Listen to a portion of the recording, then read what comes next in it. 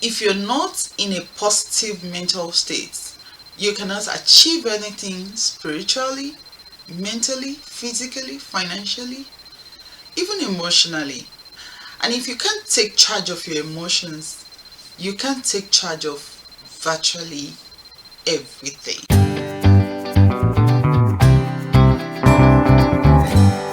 Hello and welcome to Family Life Builders TV, where we're rebuilding homes and transforming society.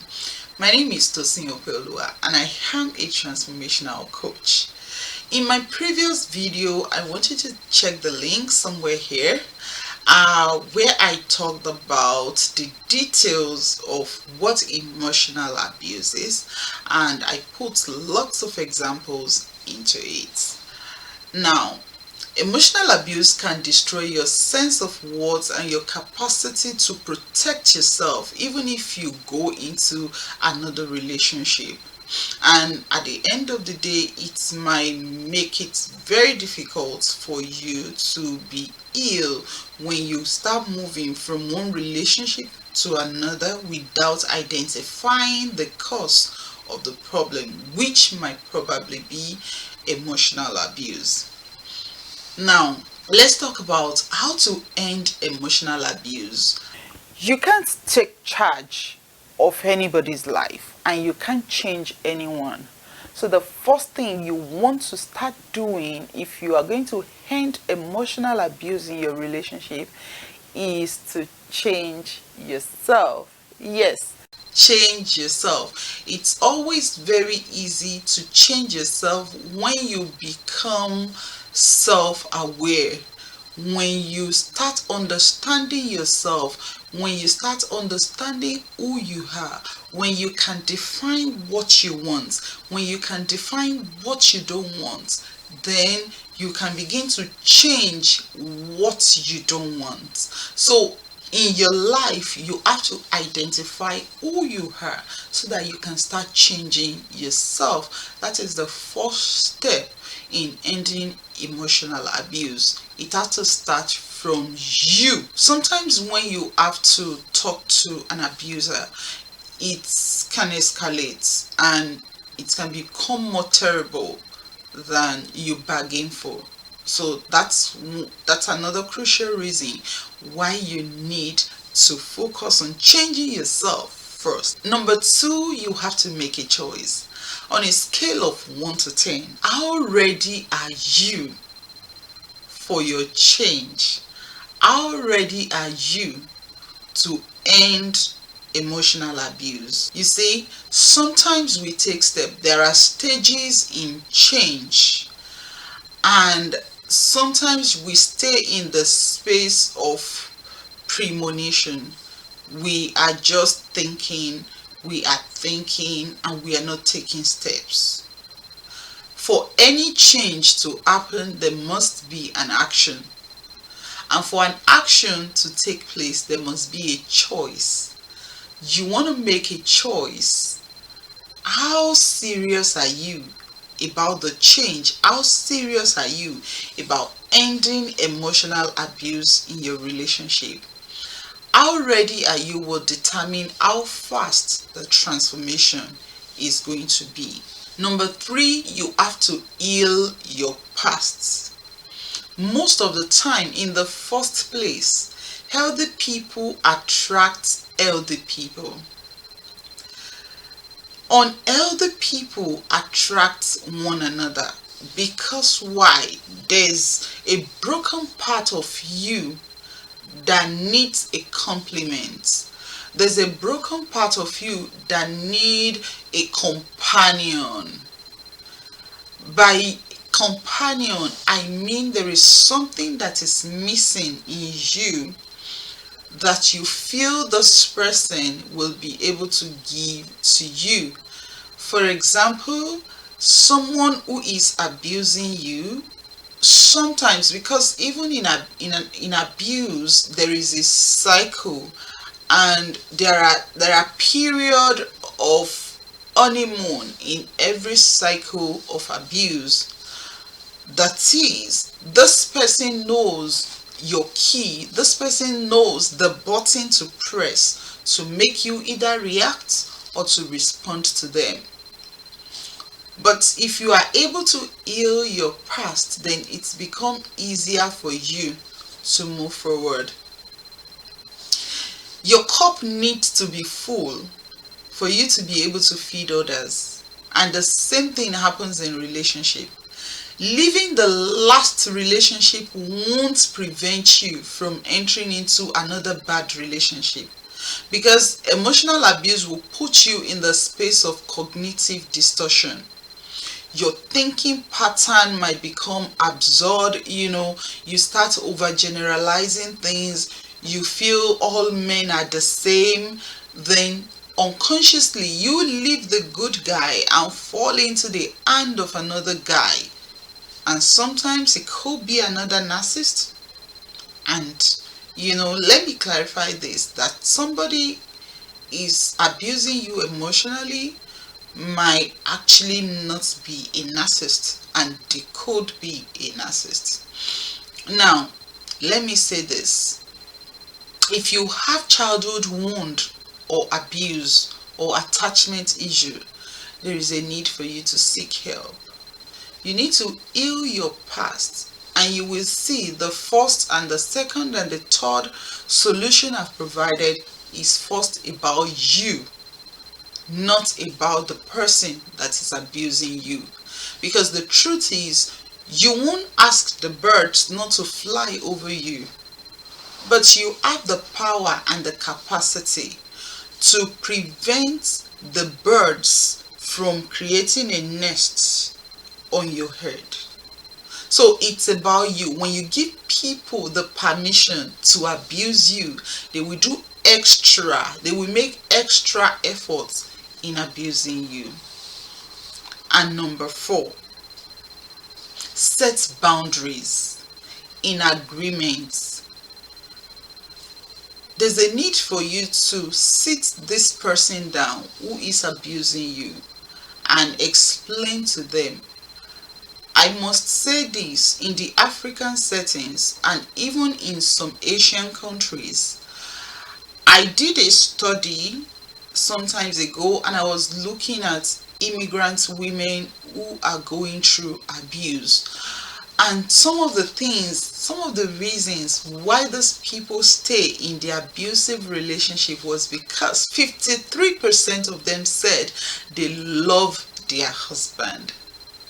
They love their husband, that they mean connotes so many things in my head, and one of them is their codependency. Because someone cannot be abusing you and you feel the person love you. Love does not hurt. Love don't do evil against the other person. So that is really not love. It's codependency, is inability to set boundaries. And if you can't recognize something, you can't see it as a problem, and then you can't set any boundaries. For so many people, they don't even see emotional abuse as a problem, and they never knew that that is what is keeping them down, that is what is oppressing them, that is what is preventing them from even performing very well at work. Because everything that is going on in your mind, in your brain, everything affects what you do. It affects what you say. It affects how you think. It affects what you think when it comes to emotional abuse. So there's a need for you to set boundaries with this person. Sit the person down, explain to them in case they don't know that what they are doing is called emotional abuse. Then open their eyes to it. Open their eyes to it. And then after setting the boundaries, anytime they are overstepping, then you call them to order.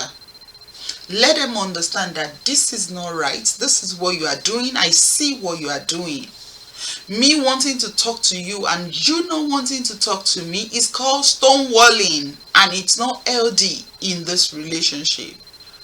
You constantly criticizing me, insulting me is affecting my emotion. With this, you'll be able to set a clarified boundaries, and everybody will be able to live in harmony. That way, If the person is willing and they are not intentional about the abuse, then they will stop because they want the best for you.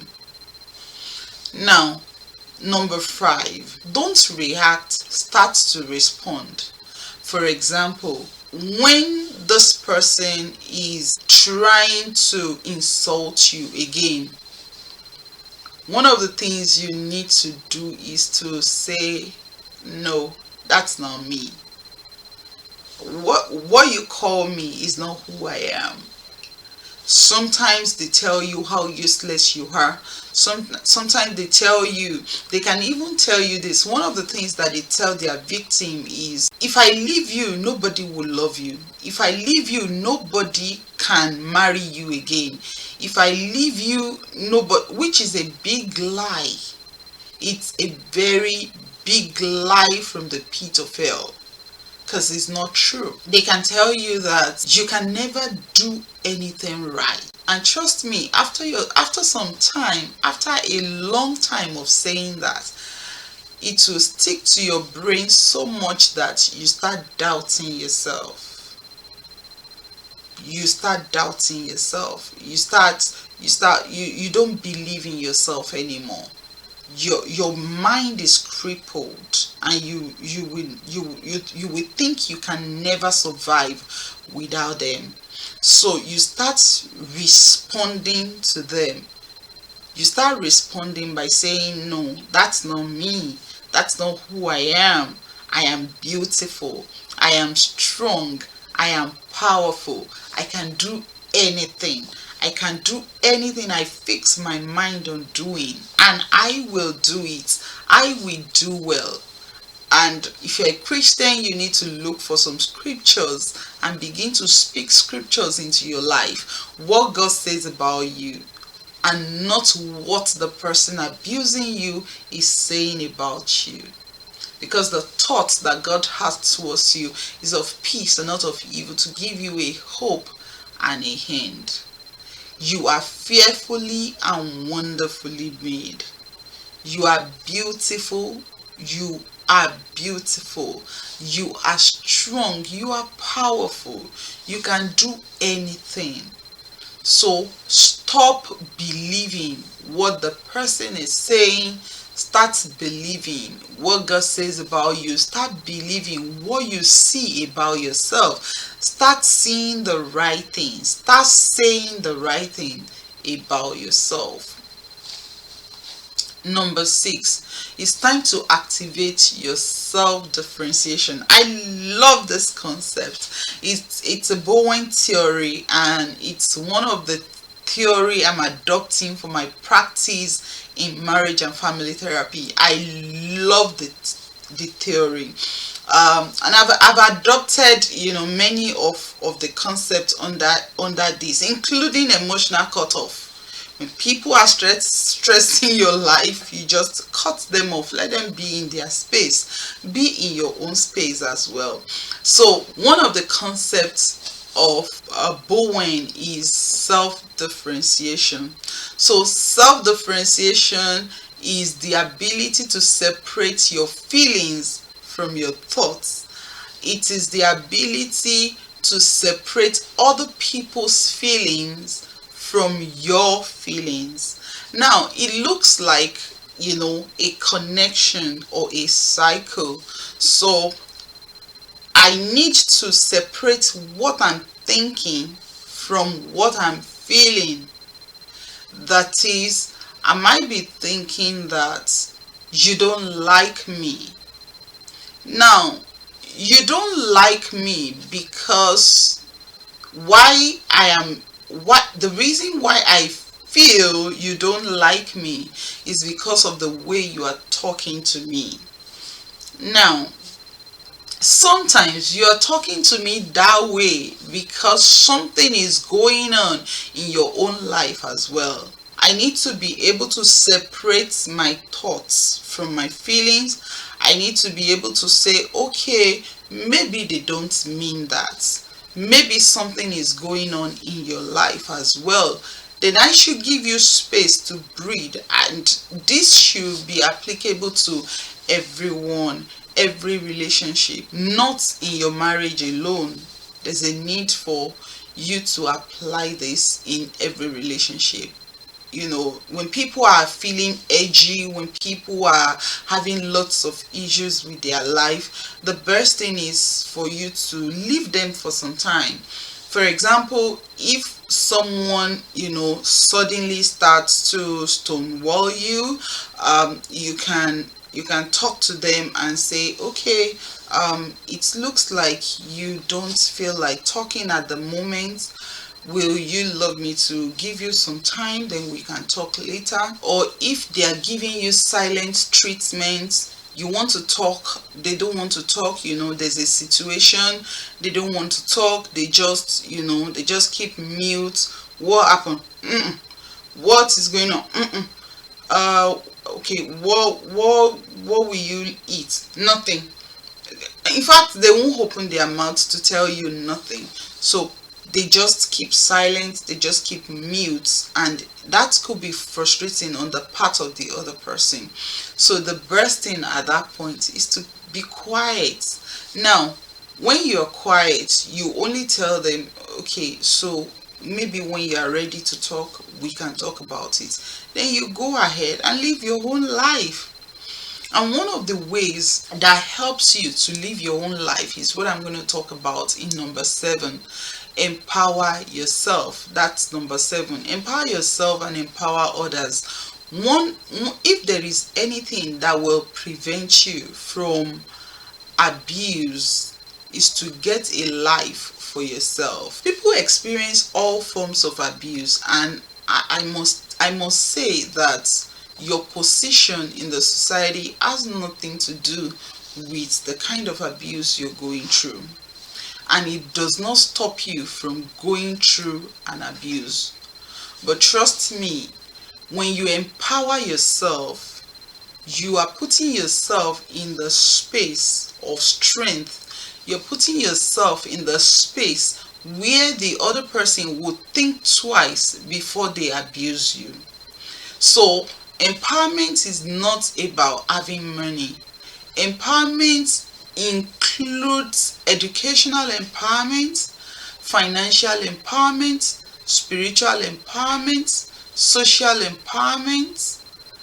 And see, when we're talking about educational empowerment, okay, so it's not only about going to school, because sometimes when you look at the amount or the cost of, of going to a college, it's enough to build a house, but here's the thing, there are several trainings, several books out there that you can use to become a better you. Now, when you are reading, you are not just reading, you have a vision for your life. There is something that is moving you. There is something that keeps you going every time you wake up. That is the reason for your living. You have to find out what is the reason for my living, and that's about your purpose. I've made several videos on purpose. You can check, from the links above. You will see some of my videos on purpose. You can read books, around your purpose, around what you want to do. That is how to empower yourself educationally. It's not about going to school to, earn more degrees. You really don't need it. You really don't need it, because one thing I've found out is we go to school to learn basic skills for us to get employment, or to be able to provide solution.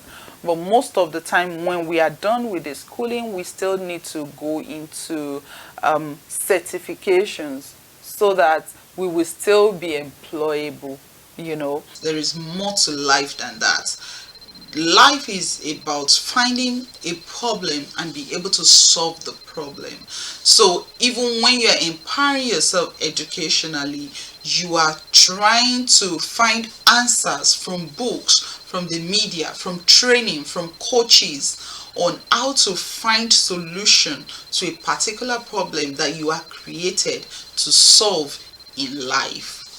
Now, when you are empowering yourself financially, so many women, they love to depend on a man to handle the finances of their home. And I've seen women crying that, their husband have really destroyed their life. I've seen, women like that.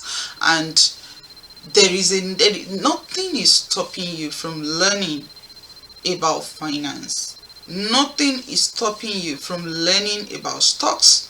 Nothing is stopping you from learning about cryptocurrency. Nothing is stopping you from learning about investments, about businesses that is trending.